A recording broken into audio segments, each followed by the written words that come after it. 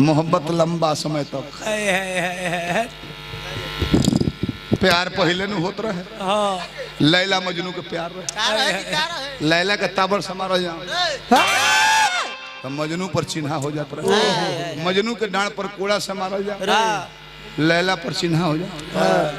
अलग अलग रह के तड़पत रहे लोग। मोहब्बत फील करने की चीज है। शरीर का मिलन ना हो, आत्मा का मिलन हो।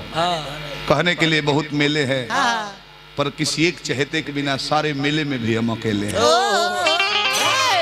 केहू लौक जाई तो तारा चैन मिल जाई, ओकरा से नीमन आदमी तारा देह में दर्द हलो निक ना लगी। बाकी चाहे वाला लौक जाई।